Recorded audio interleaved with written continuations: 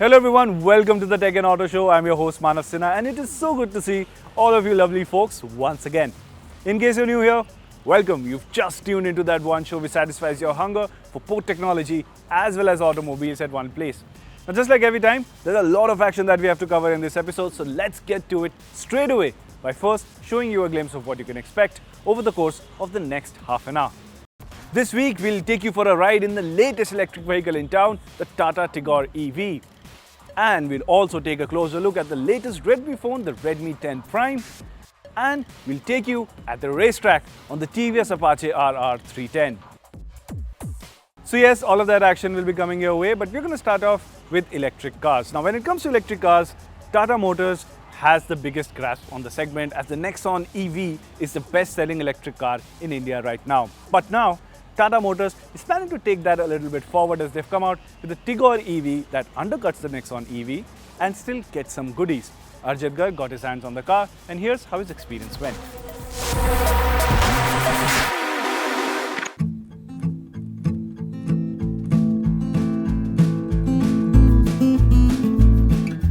Now, as a person who has been covering the auto industry for close to a decade now, I feel that these are some of the most exciting times for the electric vehicles. However, there's still a long way to go, and there's one factor that is stopping the EV boom in India, and that is infrastructure.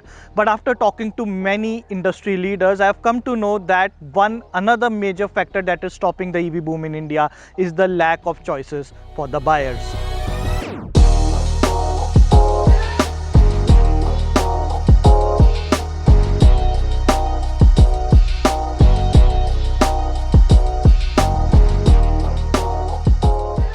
And if there's one company that is working hard to solve both these issues in India, it has to be Tata Motors. Now we'll talk about the infra bit in some other video. What we'll talk about is this new Tata Tigor EV.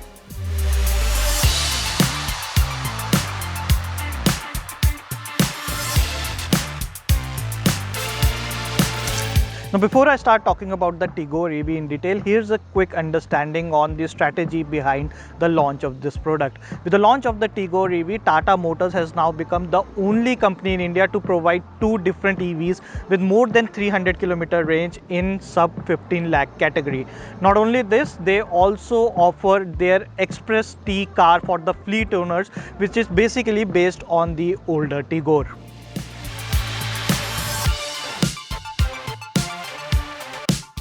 Now moving to the design of the new Tigor EV, we got to review the compact sedan dressed in a signature teal blue shade which looks rich with other light blue elements on the grille, the wheels and the bumper signifying the green energy. However, there's also a Daytona grey shade to choose from.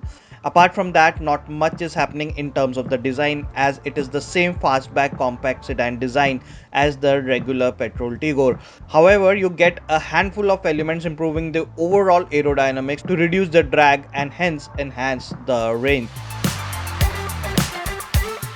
Like the exterior, the cabin also resembles the regular Tigor with the same overall dashboard design but with light blue elements throughout the cabin. The gear stick has also been replaced by a rotary knob, which was a bit slow in response for me. The dual tone cabin with piano black finish elements, flat bottom steering wheel, a large digital instrument cluster adds to the overall premiumness. Having said that, the pop-up style door locks inside the cabin are still old school.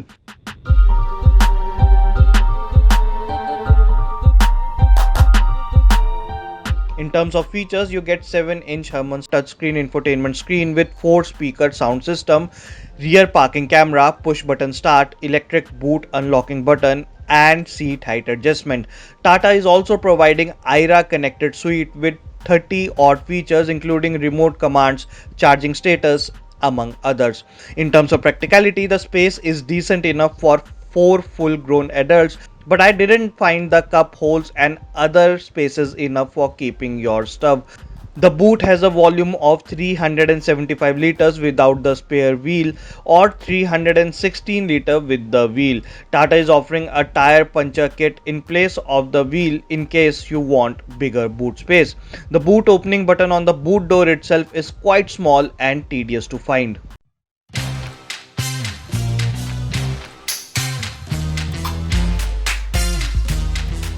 Now the biggest change in the new Tigor EV is this Ziptron technology we first saw in the Nexon EV, and what it does is add a 26 kWh battery to the Tigor, which delivers an RI certified mileage of 306 kilometers to a single charge. Now you can charge the battery using a AC wall mounted charger which Tata will be installing at your home at free of cost. You also get a 15 ampere wire which you can take anywhere in India and use the regular sockets, and apart from that you also get a wide network of more than 600 DC fast chargers across India in association with Tata Power.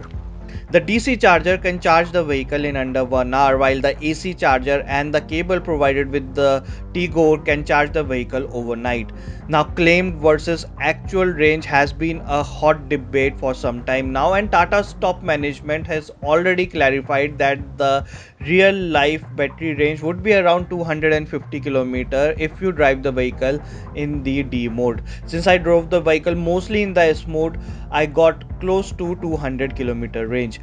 The 306 km range is by RI, and they test the vehicle in different testing conditions than what we drive in regular roads.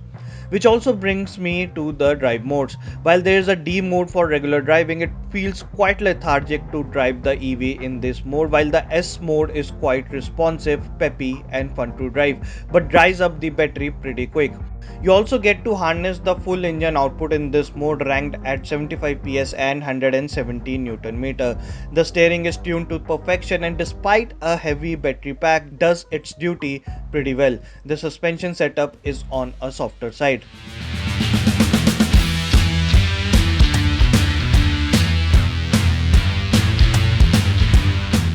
I got to drive the vehicle on a day with heavy rains, and so talking about brakes wouldn't be ethical, but they do get energy regenerative system.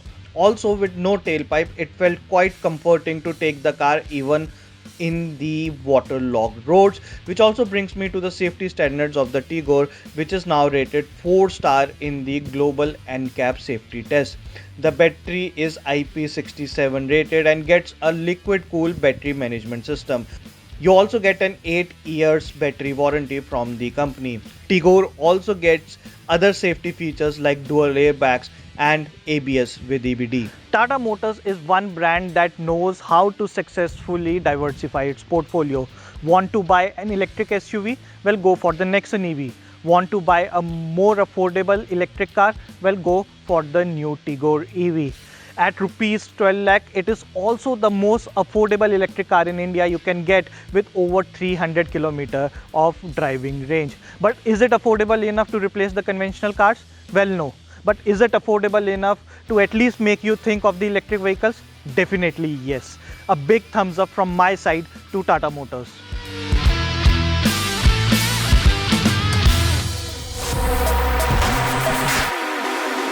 Moving on to the world of technology, and in that world, whenever a new Redmi phone comes out, it's a reason to talk about it. Now, there's a new one called the Redmi 10 Prime, and Shavik is putting it to the test.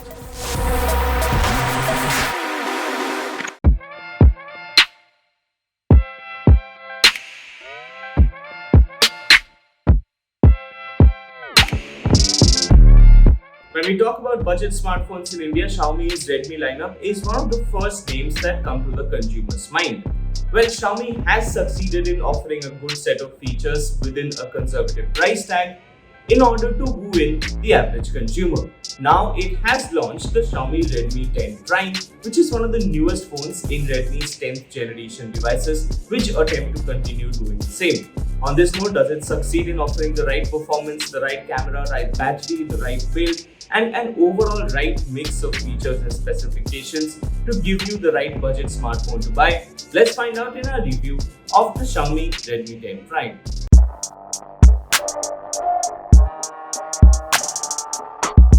The first factor that we will talk about is the build quality and design of the Redmi Note Prime, and well, it is a bit of a mixed bag on this front. You see, looks wise, it is pretty decent. It's got decent color options. It's got a drill hole slot for the front camera, which means that it doesn't get that U-shaped water drop notch, which is kind of a signifier for budget devices. And all of that is great. But in terms of the overall build quality, the Redmi 10 Prime does feel like a little bit of a compromise. It doesn't exactly feel the most pristine quality, and the Redmi Note 10 and Redmi Note 10s have offered better build quality at a similar price bracket. On overall terms, the build style or the design of the phone is also a little bit disappointing in the sense that the display is a bit too raised from the rest of the body, which means that the device is not exactly flush to hold, and it feels that the display panel is separate from the rest of the body, which is a little bit of a compromise. So in overall terms, in build quality, design and ergonomics, it isn't exactly the best of the lot.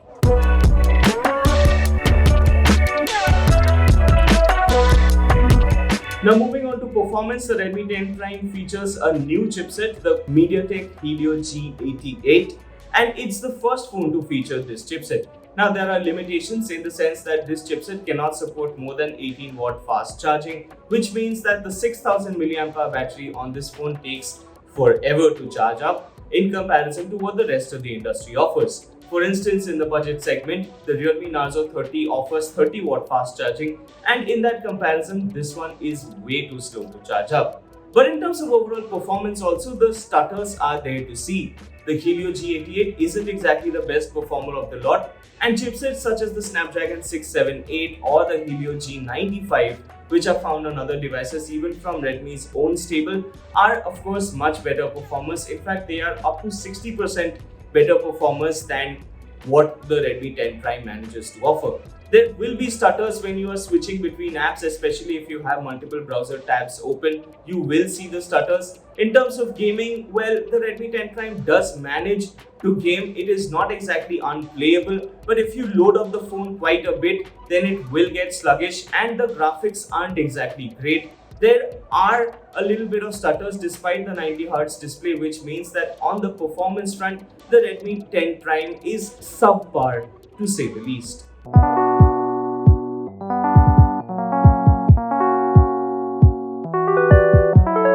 We now come to talk about the camera section, and the Redmi 10 Prime offers a 50 megapixel main sensor with an 8 megapixel ultra wide and two 2 megapixel cameras with depth sensing and macro photography tasks.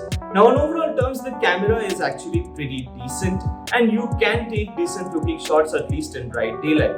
The portrait mode on the Redmi 10 Prime actually is quite consistent as long as you are shooting static objects, and if there's too much movement then the shutter speed cannot exactly match up with the movement, and that is a little bit of a problem.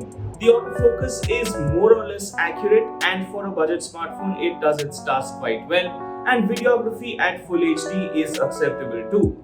But on low light conditions the photographs will lack details, and there is a slight lack in details even in daylight conditions, and on overall terms it is not exactly the most pristine camera that's on offer, even considering that this is a budget range price segment that we are talking about. On overall terms, it is a decent camera, just not the best in the industry. That being said, it's also not a pushover, so it's quite usable and it is above average to say the least.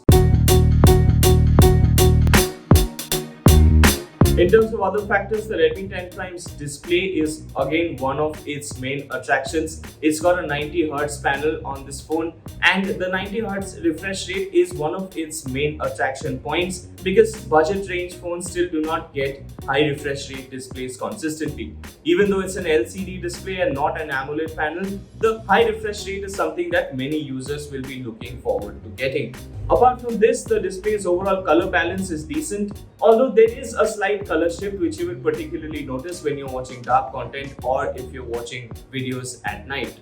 Apart from that, the fingerprint sensor works well and is integrated into the power button, but we wish it was located slightly lower, which would have aided the overall ergonomics. In terms of battery life, this phone will last you an entire day pretty comfortably, so on that front, if you can get out of the house with 100% charge, you will probably not be worried about running out of charge in the middle of the road, even if you are a medium to heavy-ish user. However, if you do run out of charge, make sure that you have plenty of time to charge it up, because thanks to the slower charging speed, the Redmi 10 Prime takes forever to charge.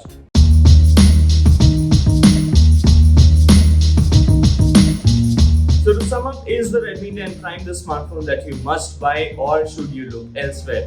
Well, the answer is not exactly very complicated because the Redmi 10 Prime isn't the most complete phone on offer. Sure, it has the 90Hz display and it has good battery backup, and these two are possibly the only two features that are really going for it. It has a decent camera, but then so do other phones as well, and devices such as the Realme Narzo 30 and even Xiaomi's own Redmi Note 10 and Redmi Note 10s are much better devices at around the same price bracket.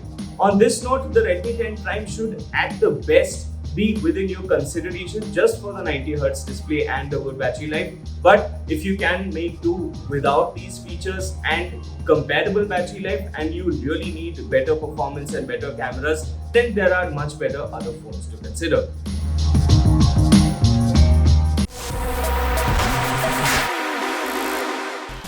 Welcome back. You're watching the Tech and Auto Show and I'm your host Manav Sinha. Now TVS Apache RR 310, well, it gets updated every year, and once again it has been updated for the year 2021. What's new? Well, let me take you to a racetrack to find out more.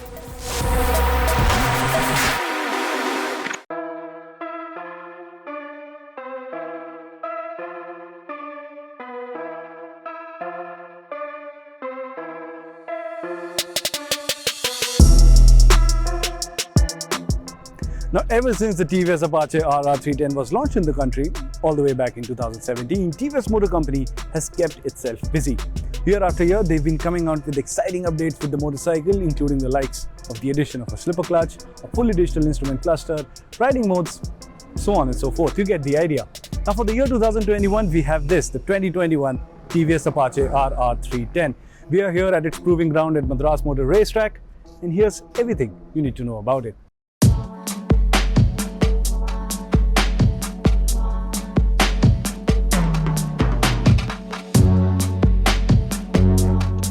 The first thing that you need to know is that the TVS Apache has what the company calls as kits that lets you pack and choose the kind of updates you want on your bike. But before we get there, let's talk about the standard changes for 2021. The motorcycle now has the ability to store and showcase your official vehicle and license documentation through the digital instrument cluster. Also, the exhaust has been rerouted and is now positioned a bit higher to make for better clearance, and also has a raspier exhaust note. The base price of the motorcycle has gone up by 5,000 rupees and it now costs 2.6 lakh rupees ex-showroom. And now let's talk about the kits. First is the dynamic kit, under which you get a fully adjustable suspension setup. The front upside down forks can be adjusted for rebound, compression and preload, and the rear monoshock can be adjusted for rebound and preload as well. You will also get an anti-rust brass coated drive chain as part of this kit. This kit costs 12,000 rupees. The second kit is called as Race Kit, which gives you a more aggressive handlebar which is slightly inward and downward for a sportier riding position. The foot pegs are placed 30mm higher and are knurled as well, giving you better grip and a big increase in the maximum lean angle, which will now be 4.5 degrees higher. This kit costs 5,000 rupees. The inclusion of these kits is part of TVS's Build to Order program, or BTO in short, under which they will produce the motorcycle based on the custom order from the customer and deliver the custom motorcycle in 30 to 60 days. Other than these two kits, you can also opt for the race replica graphics that you see here, which cost an additional 4,500 rupees. And lastly, you can also opt for a red alloy wheel instead of the standard black one, and this option will cost 1,500 rupees. And yes, you can mix and match and choose any of the following kits or styling options based on your preference. Now when you put both of these kits together, what you get is a motorcycle like the one that I'm on right now. This has both of those kits, and what really that does is that it transforms the motorcycle to a whole different level. Now I have tested different versions of this motorcycle at this very racetrack, and we've done all of these shoots as well. And what I've complained about over all these years is the fact that the foot peg always came in the way of the maximum performance that the motorcycle had on offer. Now with the different handlebar and the raised foot pegs, you can really push this motorcycle to its limits. And that limit is higher than ever. We tested the bike's performance, which had all of the customization options but with stock suspension settings first. And honestly, that was a familiar affair, not a drastic change. But then, when we adjusted the suspension settings for the racetrack, boy did that turn up things to 11. Once dialed in, every single change that these customization options bring to the table becomes immediately noticeable, and the motorcycle feels not only faster as it should be, but also a lot more confidence inspiring than it ever has. And these changes can be handy in other situations too. Now, one of the things I really like about the 2021 Apache RR 310 is the fact that you can adjust the front suspension's preload settings through this key right here, the motorcycle key. So the idea of having this feature at your disposal is the fact that, imagine you're going out for a long distance tour and you realize that the next 100-150 kilometer stretch is off bad roads and you want a different suspension setting for that. So you just take out your key, put the key between the groove right here, and then make the adjustments as per your requirement. And once you're past that stretch, you can change these things again, and again you have a motorcycle better suited for the roads ahead. So really nice touch this.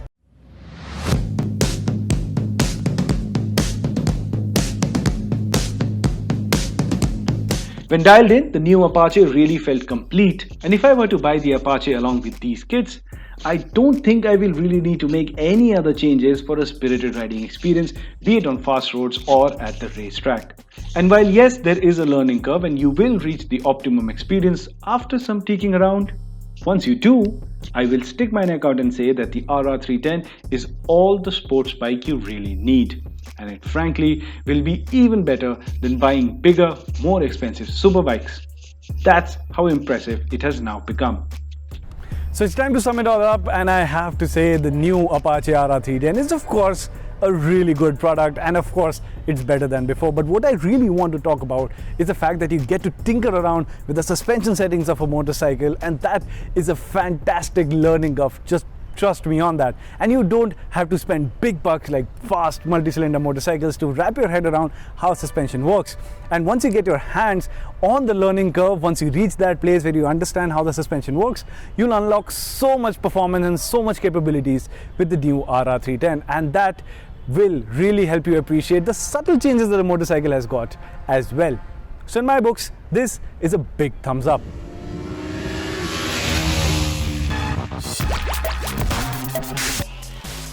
And with that, we've come to the end of this edition of the Tech in Auto Show. I hope you liked it. Let us know by reaching out to us on Twitter for tech, reach out to us at News18 Tech for auto, reach out to us on News18 Auto, and remember, log on to news18.com to read up more on both these industries. That's about all for today. I'll catch you same time next week, only on CNN News 18.